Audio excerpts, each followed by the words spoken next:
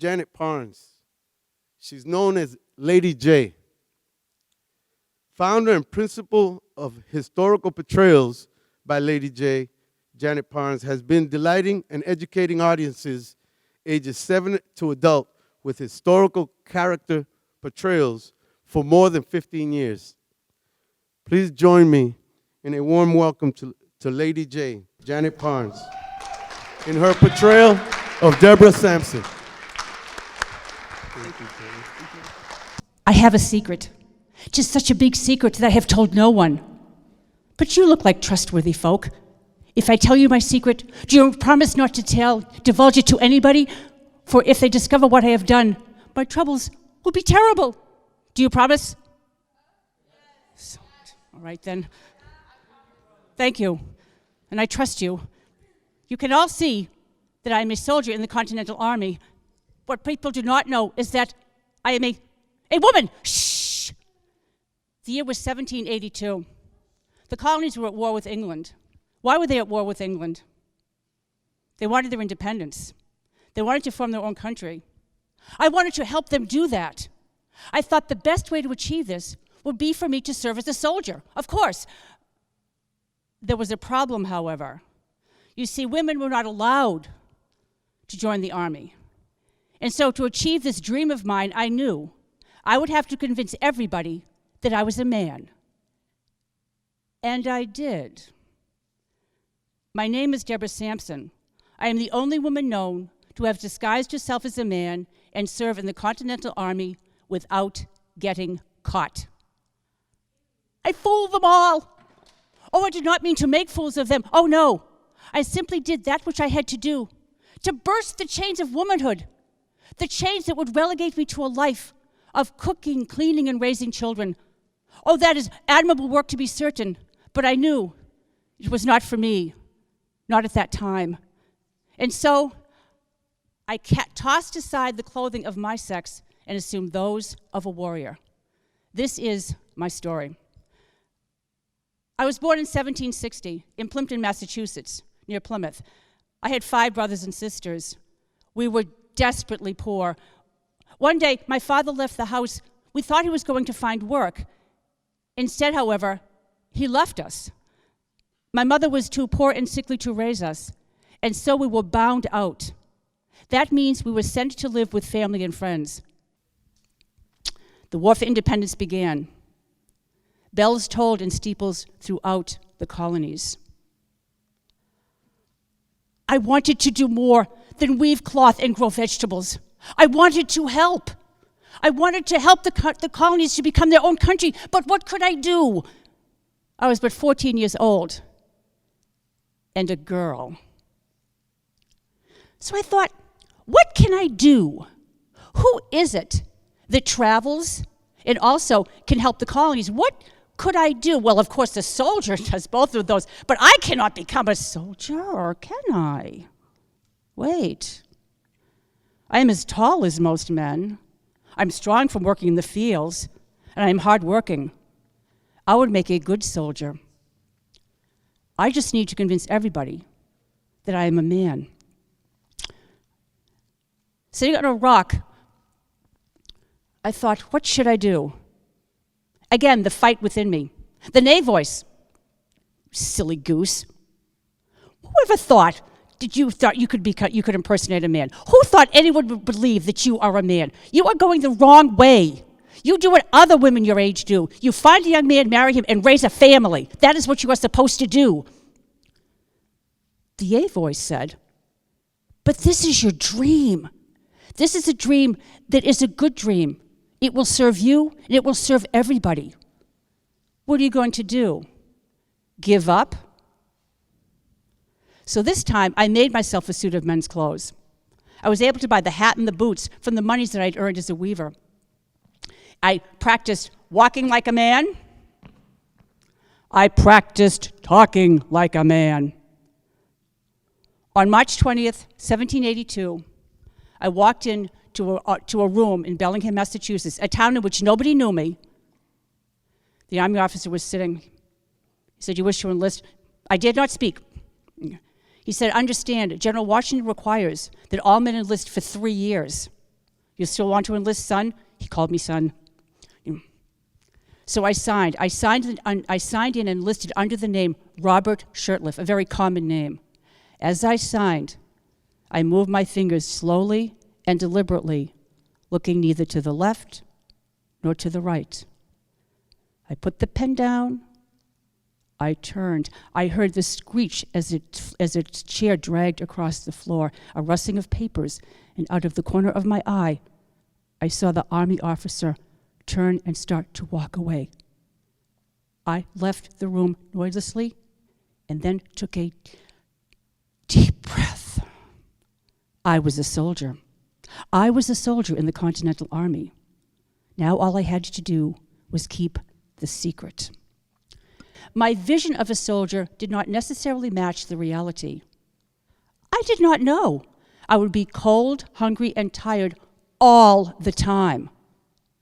I did not know I would be sleeping by the side of the road in my clothes and crouched in thickets, looking at the enemy down the road who was looking for me.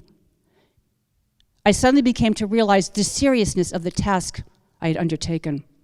However, frequently, my life and my secret were in danger.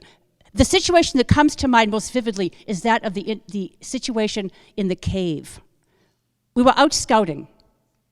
We saw a cave, decided to explore. As I walked through the cave, of course, it became increasingly dark. With every step, a leaf would crunch, a twig would snap.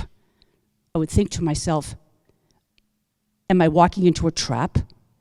Am I going to find the barrel of a gun in my forehead?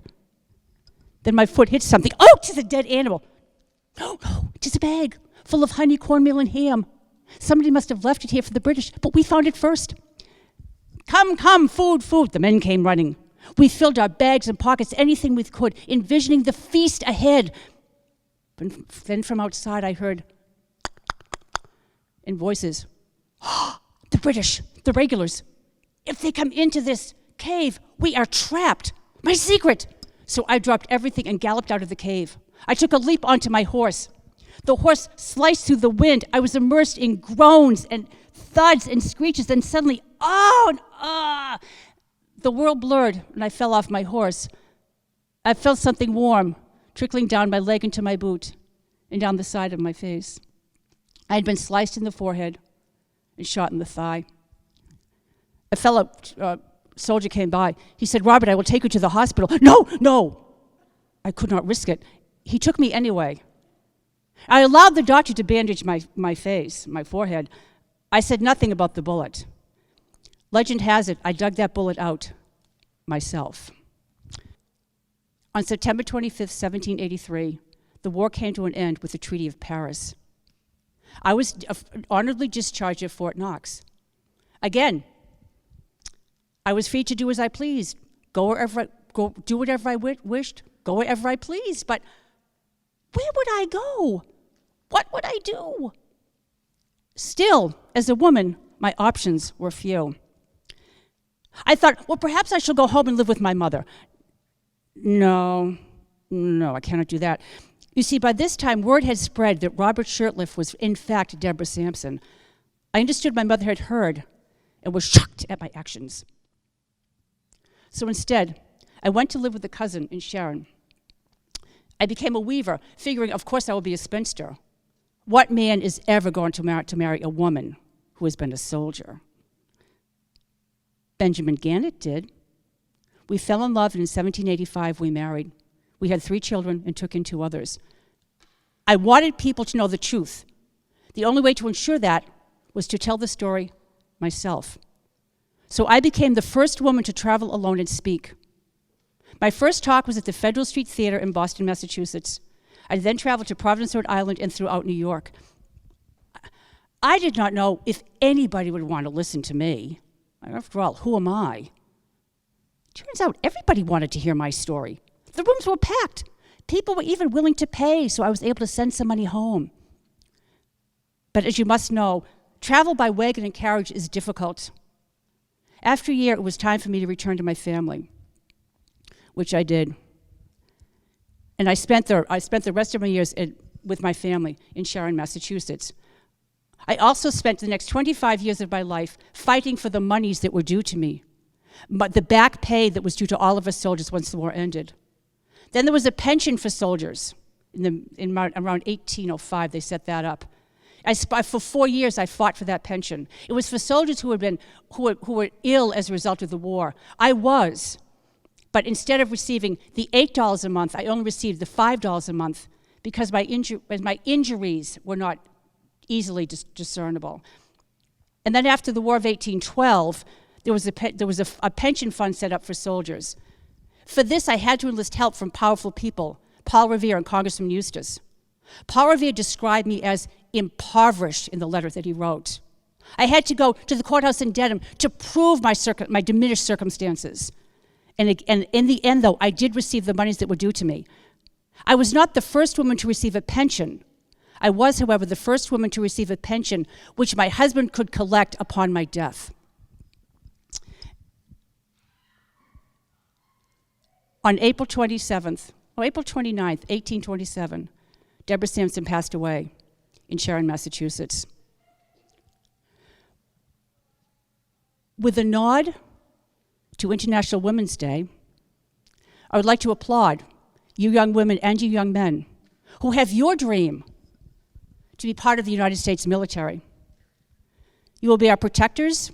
You are already our role models and will continue to be so.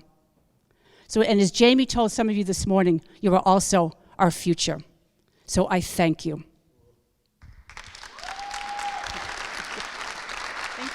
Thank you. If you don't know what a hero looks like, everyone, my friend, U.S. military veteran, and yes, dare I say, an American hero, Diana Velasquez.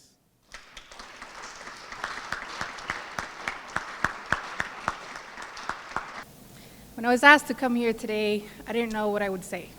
So I thought if I talked to you guys about what I've been through a little bit and it got through to someone and maybe help somebody that was in between, didn't know, what they can do, then I did something good today.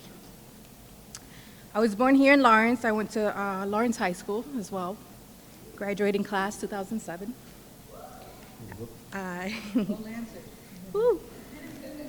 Like many seniors, I didn't know what I wanted to do. It was either go to college or I wasn't sure.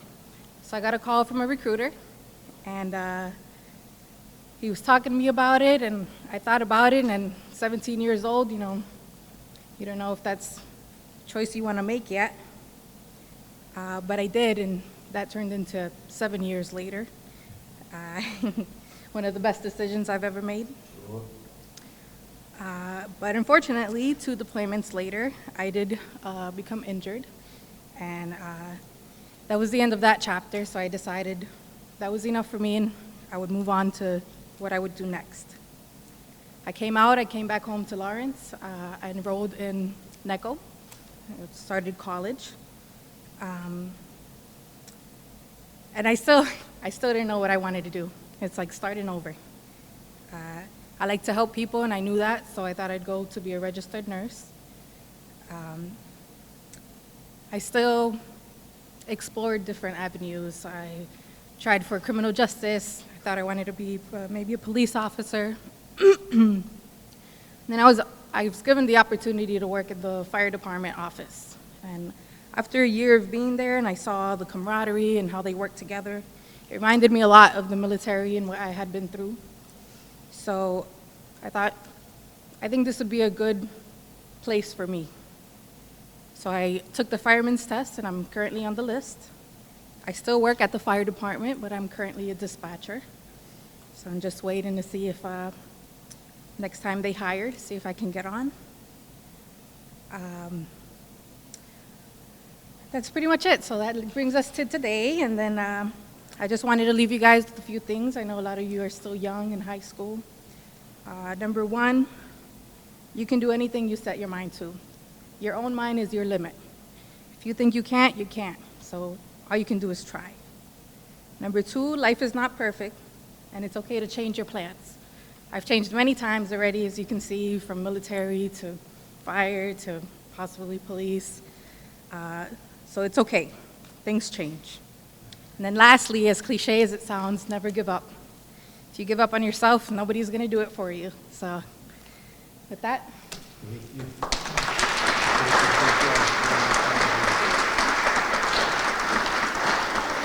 All right. Please, the Junior ROTC Lancer Battalion Steppers.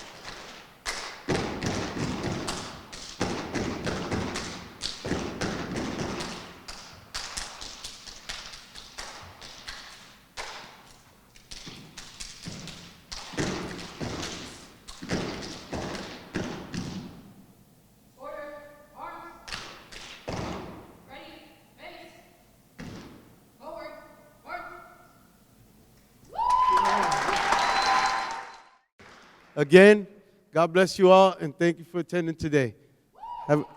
Have a great rest of the day. And don't forget, March 8th is International Women's Day. Reach out to a woman and thank her. Thank you.